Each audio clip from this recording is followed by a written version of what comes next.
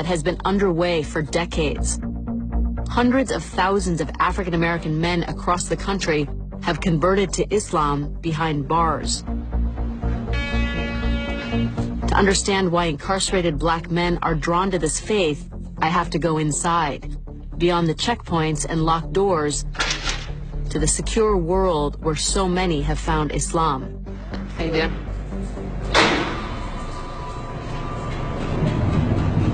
Allahu Akbar, Allahu Akbar, Allahu Akbar, Allahu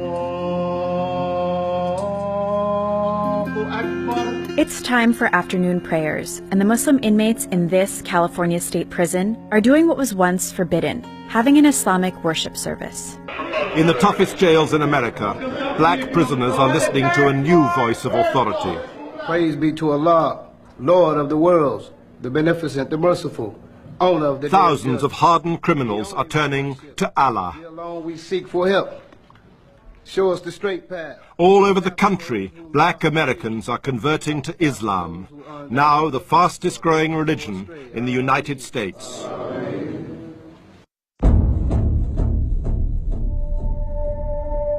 Allahu Akbar. Something radical is happening inside U.S. prisons. Allahu Akbar. How many of you all converted to Islam inside prison?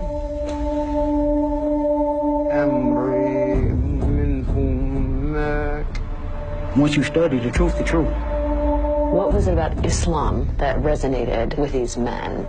It allows them to be men. Islam transforms heart. It changes the person totally. But this isn't just about the lives Islam touches in prison. We are leaders. We are a community. Islam has been in this country for more than a century. It's about a community in America that has practiced the faith for generations. We are not a new face to Islam. But despite its history here, Islam is still deeply misunderstood. I do not feel oppressed. We love our brothers. We do. We really do. So yes, something radical is going on, but it's not what you think. Of the 3,832 inmates at Solano Prison, the chaplain estimates about 5% are practicing Muslims. The prison doesn't track religious identity, partly because it's so fluid. How many of you have been in here more than once? How many of you have been here more than 5 times?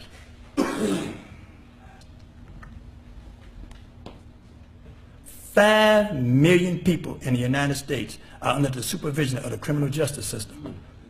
If it continues to increase, this number will soon rival the 6 million enrolled in the nation's higher education system. Frightening. Across the country, Some of these men will return to the gangs after their release, but they all take Islam with them. It seems to offer hope of rebuilding the social and family ruins in the ghettos. I look in your faces, man, and it saddens me. Because every time I look at you, I see a fatherless child. How many of you have children? If you in here, who's guiding your babies? You have become Satan, the Satan's instrument to take your children and fill up the prison. One of the things that started me seeking something different was I was looking at the people that were around me who were older than I was, who had been in prison longer than me, and who had been on that same negative, self-destructive path, and me not being satisfied with what I was seeing in them.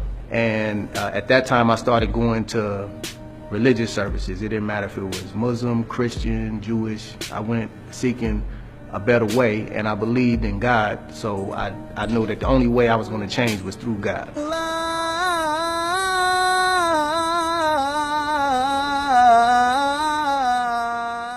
In a district of Chicago known as Terror Town, the Imam or priest, Rami Mohammed, leads Friday prayers. Rami spent 5 years as a U.S. Marine. He taught himself Arabic and converted to Islam while working as a prison guard. If thou hast willed our defeat, thou will be worshipped no more. Amin was once charged with a double murder. He's one of several former gang members who attend the mosque. Allah subhanahu will suffice you. Nashhadu an la ilaha illallah wahdahu la sharika lahu, lahul mulku wa lahul hamdu, yuhyi wa yumeet.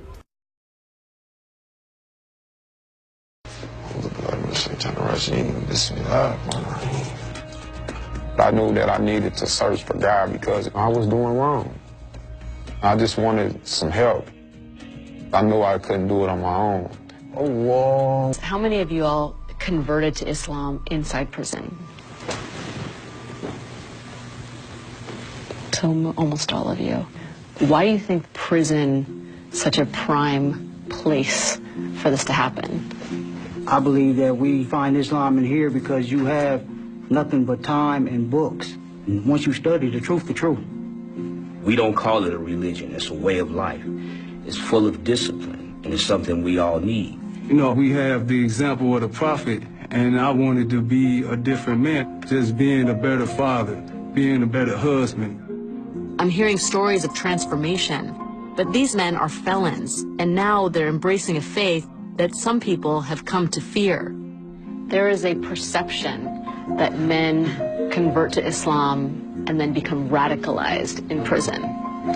How do you respond to that? There's nothing in the Quran that teaches us to be destructive or cause harm. It's a peaceful way of life. We don't hate all non-believers. We don't hate all non-Muslims. We love people. We love safety and security just like everybody else. So our responsibility as Muslims, when we get out, we have to show them that Islam is not what they generally see in the media. Kareem began working with Ismail, a prison chaplain, to learn more about Islam and how it could tame his anger. Everything I've been reading in the Quran, when I read in the morning, is always speaking about patience. Patience is half the faith. Things are going to come to you if you believe in Allah and you rely on Him. Over the past 17 years, Ismail has counseled hundreds of men like Kareem, many with violent pasts. Islam is founded on discipline and faith. Alcohol, drugs, and sex outside of marriage are forbidden. Moral virtues such as truthfulness, kindness, and patience are guiding principles. Allahu Akbar, Allahu Akbar, la ilaha illallah. La ilaha illallah. Kareem and his fellow Muslims have spent years developing those qualities in themselves. Once a week, they come together in prayer. Allahu Akbar. Allahu Akbar. The sincerity and the brotherhood that these brothers show is just so strong because that's all we have. For Kareem, one of the initial draws to the faith was that the Prophet Muhammad had companions who were the lowest members of society. His followers were outcasts. They were like us. Assalamu alaikum wa rahmatullah. In just 24 hours, Kareem will part from these brothers and be released. Structure and discipline have been easy to maintain within the strict confines of prison. But the outside world is filled with temptation. Many men try to make it and fail. When you get out there, the challenges are going to be outrageous. Right. You're going to be tested. He's going to try to build a new relationship with people who's doing the right thing, people who's working, going to school.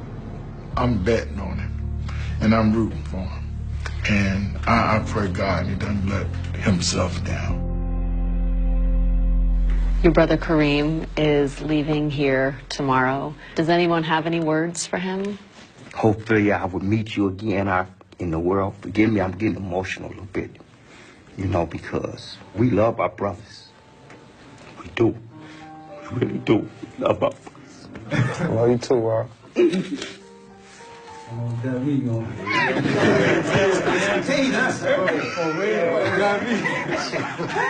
Okay, Muslims are allowed to cry, come on. But in prison, you're supposed to have this manly facade that you're never supposed to cry, but we do, man. We do cry. We do. Things do get emotional. Kareem is clearly going to be missed. You know we love you. Love you too. Tomorrow, he leaves behind this brotherhood and takes his fortified faith and knowledge out into the world.